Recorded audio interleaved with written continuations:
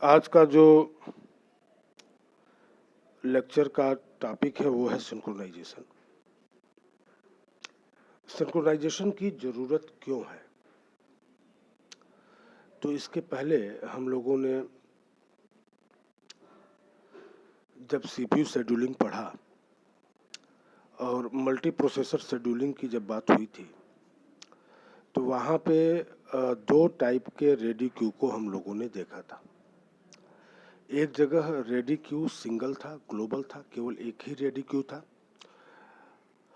और एक जगह हर प्रोसेसर के लिए एक रेडी क्यू दिया जा रहा था। जब हम लोग एक सिंगल रेडी क्यू की बात कर रहे थे तो वहाँ पे मैंने एक टर्म इस्तेमाल किया था, लॉकिंग। लॉकिंग की ज़रूरत है। क्यों ज़रूरत थी वहाँ लॉकिंग की? तो ऐसा भी हो सकता है कि अगर हम प्रोसेसर से बोलें कि रेडी क्यू में से किसी एक जॉब को तुम लोग पिक करो, तो इस बात की भी संभावना है कि हमारे एक से ज़्यादा प्रोसेसर एक ही जॉब को सेलेक्ट कर ले और एक ही जॉब अलग अलग प्रोसेसर पर एग्जीक्यूट हो। इसलिए हमको लॉकिंग की ज़रूरत है। लॉकिंग इस बात को इंश्योर करेगा कि केवल एक प्रोसेसर रेडी क्यू में से किसी एक जॉब को सेलेक्ट कर सकता है और इस तरीके से हम लोग रिसोर्सेस के वेस्टेज से बच जाएंगे। एक डेली लाइफ प्रॉब्लम में बताऊं तो जब भी हम लोग एटीएम मशीन से पैसा निकालने जाते हैं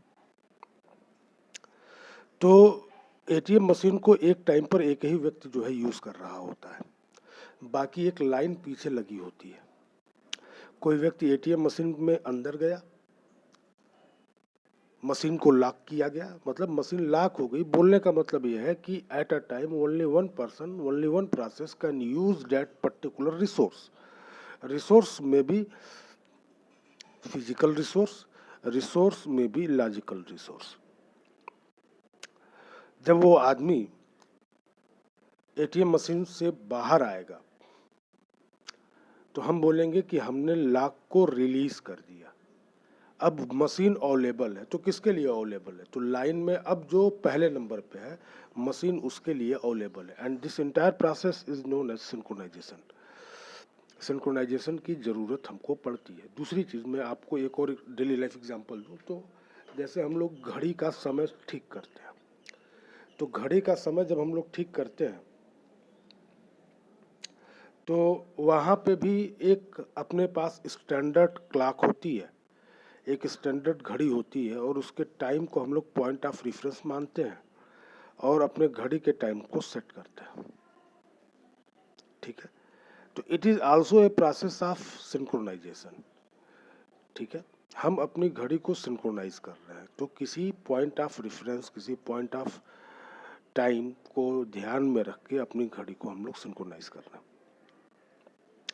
इधर हम लोग जब डेली लाइफ में बातचीत करते हैं तो भी हम लोगों को अपने आप को सिंक्रोनाइज करना होता है। कहने का मतलब क्या है कि अगर बोलने वाला मीन्स सेंडर मैसेज को सेंड कर रहा है और सुनने वाला मीन्स रिसीवर सुनने के लिए तैयार नहीं है,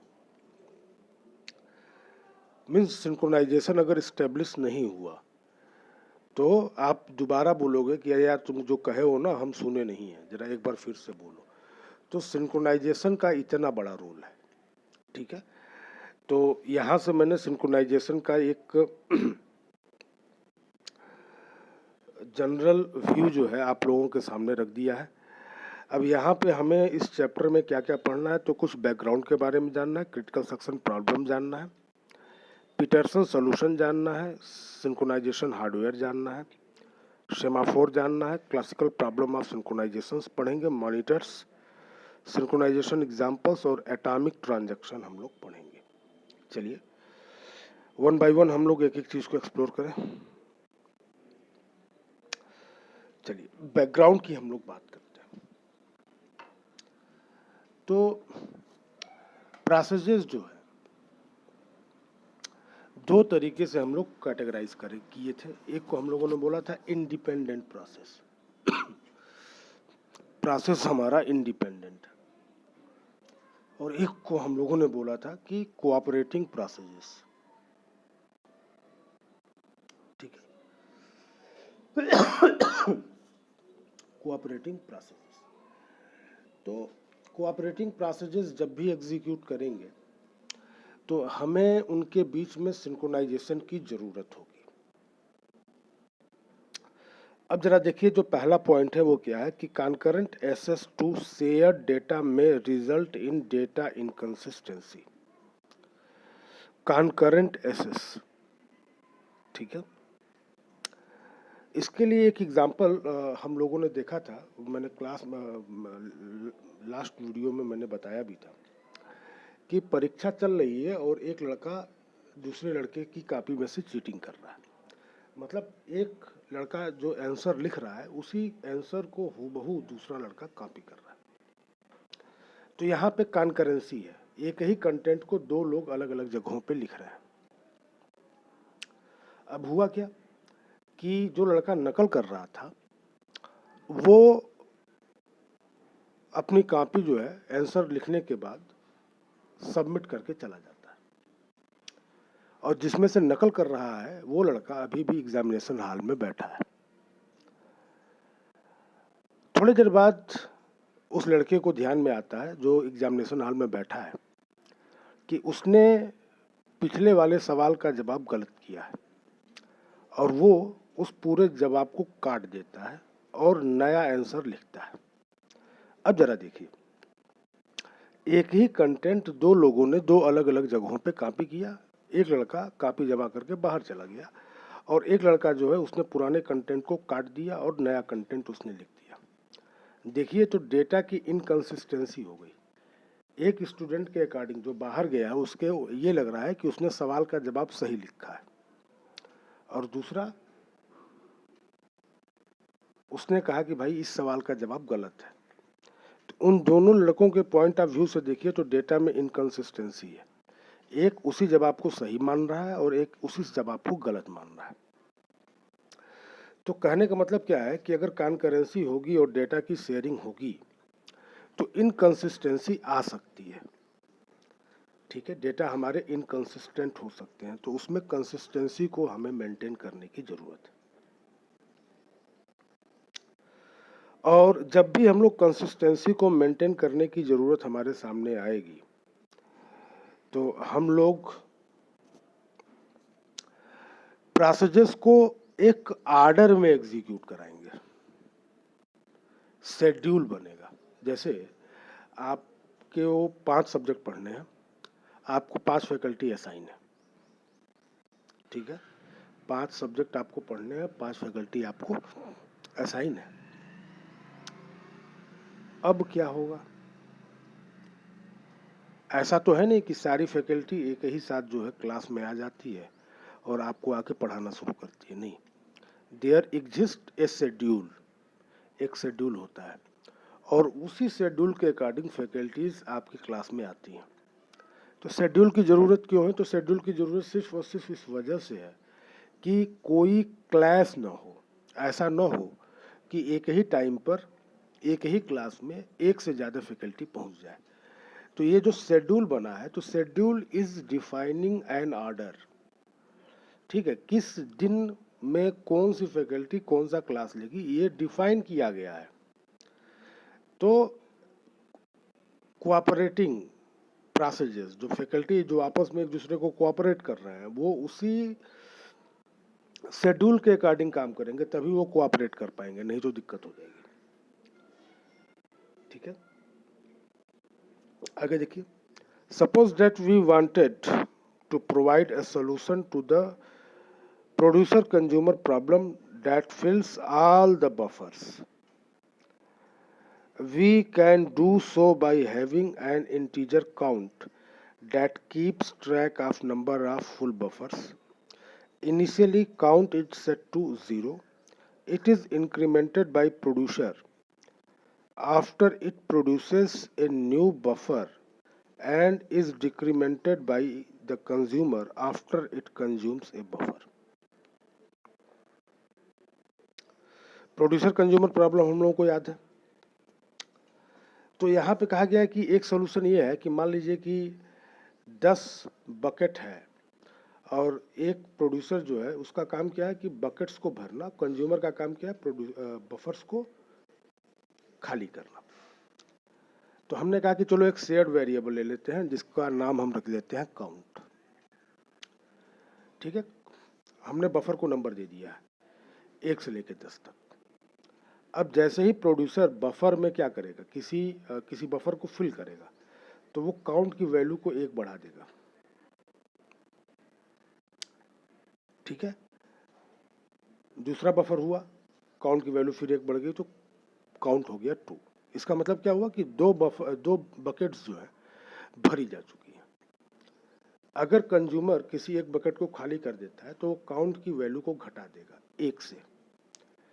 तो 2 बकेट भरी गई थी, 1 बकेट खाली हुई, तो कंज्यूमर ने क्या किया, काउंट की वैल्यू को 1 घटा दिया। तो अभी जब हम काउंट को एसेस कर लेंगे ना तो हमको पता चल जाएगा कि कितने बकेट्स जो है भरे हुए हैं। प्रोड्यूसर जब भी बकेट को फुल करेगा काउंट की वैल्यू में 1 बढ़ा देगा, 1 जोड़ देगा। कंज्यूमर जब भी बकेट को खाली करेगा काउंट की वैल्यू को 1 घटा देगा। और अगर किसी तीसरे प्रोसेस को ये चेक करना है कि बकेट कितना खाली है, कितना भरा है, उसको करना क्या होगा, उसको काउंट की वैल्यू को रीड करना होगा। ठीक है, चलिए एक छोटा सा बैकग्राउंड मिल गया है।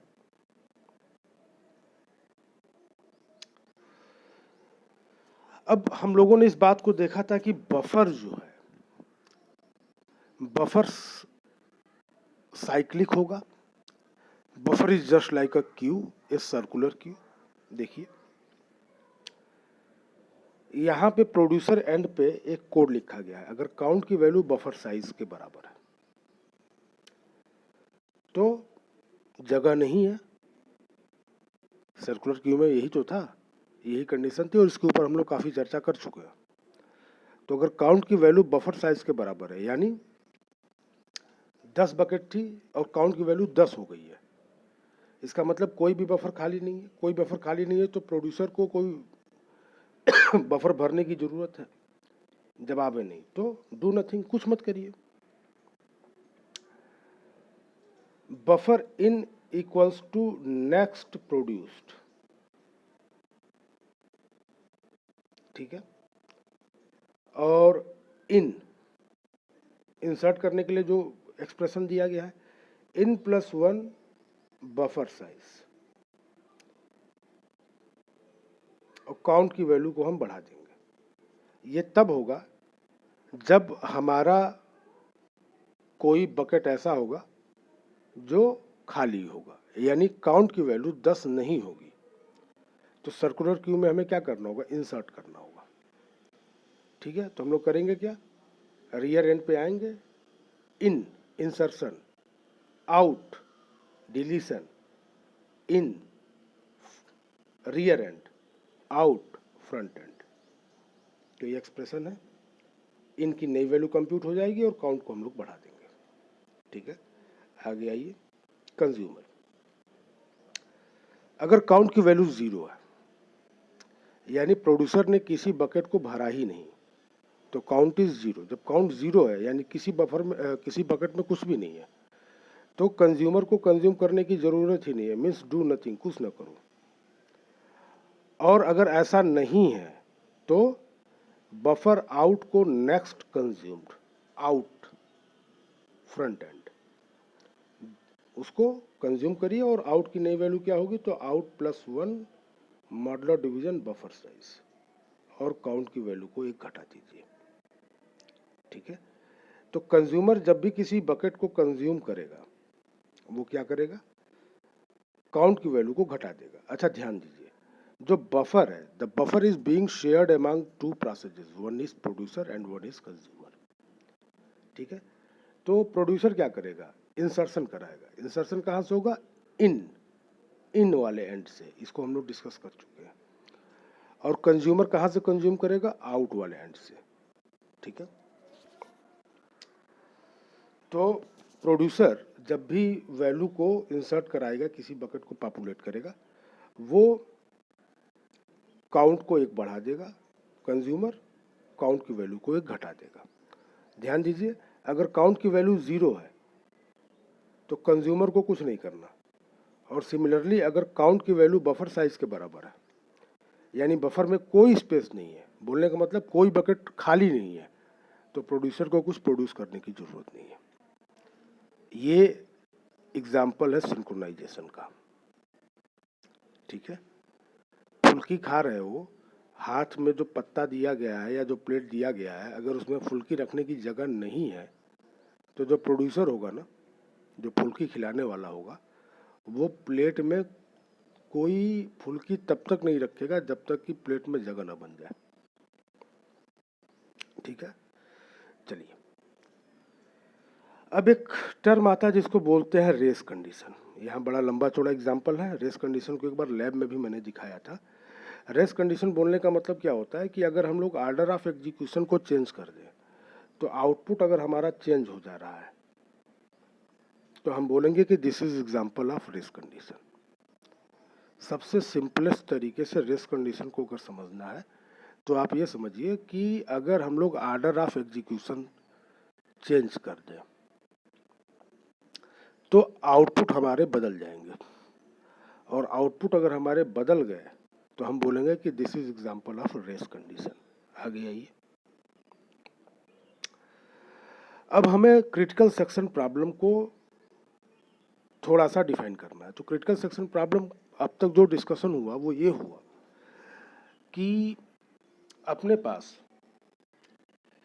एक रिसोर्स है, उस रिसोर्स को लोगों को, प्रोसीजर्स को एसेस करना है, और जब भी हम लोग उसको एसेस करने की बात करेंगे तो वहाँ पे कुछ कंडीशन है। कंडीशन क्या है कि उस पर्टिकुलर प्रोसेस को, वो रिसोर्स को केवल एक ही प्रोसेस एक टाइम पर एसेस करेगा। This is condition. ठीक है, साइमल्टेनियसली एसेस नहीं होगा। अब हम लोगों ने लॉकिंग को लेके बात किया था। हम लोगों ने दो मोड पढ़े देखे थे, एक को बोला था रीड ओनली मोड और एक को हमने बोला था एक्सक्लूसिव मोड। ठीक है, तो रीड ओनली मोड में तो साइमल्टेनियसली अवेलेबल है। जैसे ब्लैक बोर्ड पे कुछ लिखा गया है तो वो चीज़ पूरी क्लास को अवेलेबल है, पूरी क्लास उसको एक साथ रीड कर रही है। लेकिन अगर ब्लैक बोर्ड पे लिखना है तो केवल फैकल्टी लिखेगी एक टाइम पे, या स्टूडेंट अपनी कॉपी पे लिख रहा है तो स्टूडेंट अपनी कॉपी पर लिख रहा है, यानी एक स्टूडेंट एक कॉपी पर एक ही टाइम पे लिख रहा है।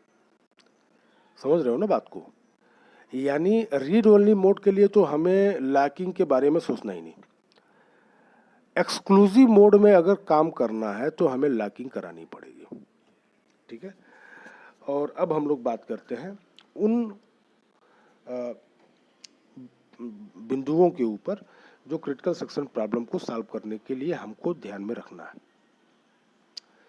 सबसे पहली चीज आती है, इसको बोलते हैं म्यूचुअल एक्सक्लूजन। म्यूचुअल एक्सक्लूजन क्या कहता है? If process P I is executing in its critical section, then no other processes can be executing in their critical section. इसका क्या मतलब हुआ? इसका मतलब ये हुआ कि अगर कोई भी प्रोसेस क्रिटिकल सेक्शन को एग्जीक्यूट करा रहा है तो इस बात की गारंटी दी जानी चाहिए कि केवल वही पर्टिकुलर प्रोसेस है जो क्रिटिकल सेक्शन को उस समय पर एग्जीक्यूट करा रहा है, कोई और प्रोसेस जो है उस क्रिटिकल सेक्शन को एग्जीक्यूट नहीं करा रहा है। बोलने का मतलब एटीएम मशीन को एक टाइम पर एक ही आदमी इस्तेमाल कर रहा है, that's it. This is mutual exclusion. जो अगली बात आती है उसको बोलते हैं progress. Progress, if no process is executing in its critical section, अगर कोई प्रोसेस क्रिटिकल सेक्शन को एग्जीक्यूट नहीं करा रहा है, एंड और there exist some processes that wish to enter their critical section, then the selection of the process that will enter the critical section next cannot be postponed indefinitely. यानी critical section को कोई execute नहीं करा रहा है, ठीक है। अब कुछ ऐसे प्रोसेसेस हैं जो क्रिटिकल सेक्शन को एग्जीक्यूट कराना चाहते हैं, तो म्यूचुअल एक्सक्लूजन के अकॉर्डिंग केवल एक प्रोसेस को हम लोग एक बार क्रिटिकल सेक्शन में जाने देंगे। बोलने का मतलब कि एक टाइम पर एक ही प्रोसेस क्रिटिकल सेक्शन को एग्जीक्यूट कराएगा। एक प्रोसेस एक टाइम पर क्रिटिकल सेक्शन को एग्जीक्यूट कराएगा, वही प्रोसेस दूसरे टाइम पे भी जाके क्रिटिकल सेक्शन को एग्जीक्यूट करा सकता है, वही प्रोसेस तीसरे टाइम पे भी जाके क्रिटिकल सेक्शन को एग्जीक्यूट करा सकता है। लेकिन इस बात को ध्यान रखना है कि जिन जिन प्रोसेसेस ने क्रिटिकल सेक्शन को एग्जीक्यूट कराने की अपनी इच्छा जाहिर की है, उन सबको मौका मिलना चाहिए। ऐसा नहीं होगा कि एटीएम मशीन में कोई घुस गया, पैसा निकाल लिया, एसी चल रही है, गर्मी का दिन है, वहीं पे सो गया और हल्ला कर रहा है कि अरे I am using the critical section, I am using the critical section. अब बाहर की पब्लिक धूप में खड़ी है, ऐसा तो होगा नहीं। तो हम प्रोसेस को इनडिफिनिट टाइम के लिए ब्लॉक करके नहीं रख सकते। मीन्स प्रोग्रेस होना चाहिए। प्रोग्रेस मतलब दिखना चाहिए कि अभी फलाने गए हैं एटीएम मशीन में, उसके बाद फलाने निकलेंगे तो ये भाई साहब जाएंगे, उसके बाद से ये जाएंगे, उसके बाद हम जाएंगे। प्रोग्रेस दिखना चाहिए, ठीक है। और तीसरी चीज क्या है? Bounded waiting. A bound must exist on the number of times that other processes are allowed to enter their critical section after a process has made a request to enter its critical section and before that request is granted। ठीक है, फिर से देखिए। A bound must exist on number of times that other processes are allowed to enter their critical section after a process has made a request to enter its critical section and before that request is granted। अब ऐसा नहीं होगा कि एक आदमी घुस गया है, वो 10 ट्रांजैक्शन करे, 25 ट्रांजैक्शन करे, नहीं, ऐसा नहीं। समझ रहे हो? ऐसा नहीं होना चाहिए, नहीं तो फिर पीछे वाले लोग तो हल्ला करना शुरू कर देते हैं, ठीक है। हमको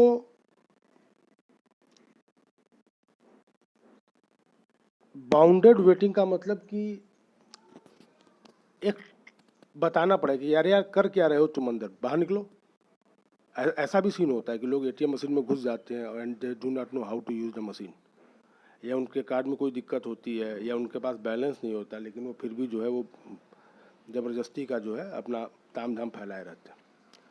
तो एक बाउंडेड वेटिंग होनी चाहिए। अरे ठीक है यार, एक अमूमन एक आइडिया है कि यार 30 सेकंड से ज़्यादा का टाइम नहीं लगता, ये आदमी ज़रूरत से ज़्यादा टाइम ले रहा है, पूछो क्या हो रहा है, अंदर कुछ गड़बड़ है। नहीं, बाउंडेड वेटिंग की बात होती है, ठीक है। चलिए अब हम लोग बात करेंगे पीटरसन एल्गोरिदम को लेकर। तो जब हम लोग पीटरसन एल्गोरिदम को लेकर बात करेंगे तो यहाँ पे अपने पास दो वेरिएबल्स हैं, एक को हम लोग बोलेंगे टर्न और एक को हम लोग बोलेंगे फ्लैग, ठीक है। एक को बोलेंगे टर्न और एक को बोलेंगे फ्लैग। चलिए मैं एक कोड दिखाता हूँ, ये देखिए, एल्गोरिदम फॉर प्रोसेस आई, ठीक है। हम दो प्रोसेस ले लेते हैं, प्रोसेस 0 और प्रोसेस 1, और एक एरे बना लेते हैं फ्लैग का, जिसमें हम लोग दो वैल्यूज रखते हैं 0 और 1, ठीक है। अगर फ्लैग 0 ट्रू है और टर्न की वैल्यू क्या है? जे है। जे मतलब प्रोसेस Pj P1, तो टर्न की वैल्यू क्या है? 1 है, ठीक है। ये हमने सेट किया है, इनिशियली सेट किया है। तो वाइल लूप में आके क्या है कंडीशन, फ्लैग जे यानी flag 1 and turn equals to J, यानी टर्न की वैल्यू 1 जो है हमने सेट किया था ये 1 के बराबर है। तो क्रिटिकल सेक्शन में हम एंटर करेंगे, फिर फ्लैग को जब क्रिटिकल सेक्शन से बाहर निकलेंगे तो फ्लैग को हम लोग फॉल्स कर देंगे और जो रिमाइंडर सेक्शन है उसको हम लोग एग्जीक्यूट कराएंगे। ये यहाँ से कुछ ज़्यादा क्लियर नहीं होगा, अभी हम लोग अगले लेक्चर में इसका एक प्रोग्राम भी देखेंगे, ठीक है। तो इसको ज़रा एक बार नोट करिए।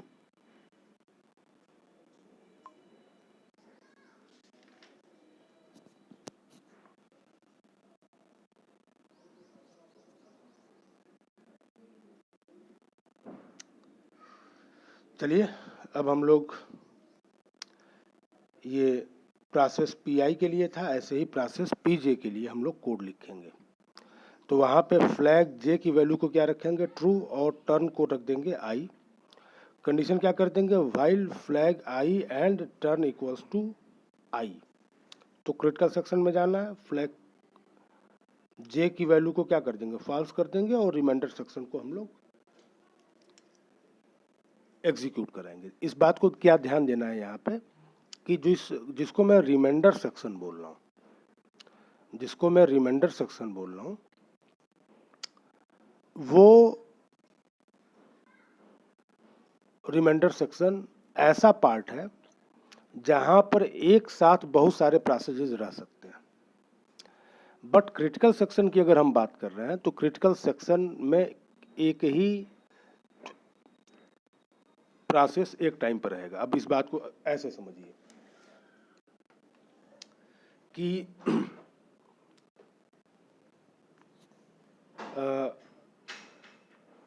बरसात का मौसम है, सड़क कहीं टूट गई है, पानी बह रहा है, तो ईंटें रखे गए हैं, ठीक है, एक एक ईंटा रख दिया गया है।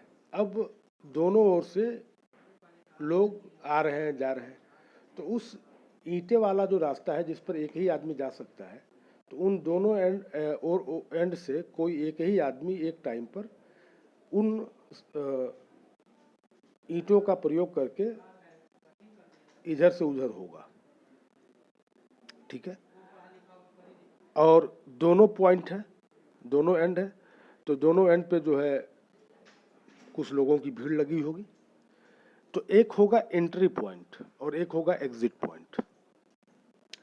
बीच का जो पार्ट होता है उसको बोलते हैं क्रिटिकल सेक्शन, ठीक है। तो क्रिटिकल सेक्शन में एक टाइम पर एक ही व्यक्ति रहेगा और क्रिटिकल सेक्शन के बाहर जो दोनों एंड हमको दिख रहे हैं उधर बहुत जितने चाहिए उतने लोगों को रखिए, कोई दिक्कत नहीं। तो उसको हम लोग बोलेंगे रिमाइंडर सेक्शन। तो कोई पूछे कि क्रिटिकल सेक्शन को कौन कौन एग्जीक्यूट करा सकता है, तो जवाब क्या होगा कि critical section can be executed by only one process at a time. And the reminder section, तो रिमाइंडर सेक्शन बोलने का मतलब क्या है कि रिमाइंडर सेक्शन को साइमल्टेनियसली एक से ज़्यादा प्रोसेसेस एग्जीक्यूट करा सकते हैं, ठीक है। तो अभी इस चीज़ को अगर जनरलाइज करना हो समझने के लिए थोड़ा सा, तो हम दो प्रोसेसेस लेते हैं 0 और 1। तो अभी ये पी के लिए बात हो रही है, ठीक है। तो इसका एक इम्प्लीमेंटेशन हम सी में दिखाएंगे, ठीक है। लेकिन अभी क्या है कि हमको एक थोड़ा सा बैकग्राउंड जो है बना लेना है ना, ताकि ये पता चले कि हम बेसिकली ये काम क्यों कर रहे हैं, ठीक है। तो अगले लेक्चर में जो है हम लोग कोडिंग वाले पार्ट पर आएंगे, ठीक है। तो आज का जो लेक्चर है उसको हम लोग यहीं पे ख़त्म करते हैं।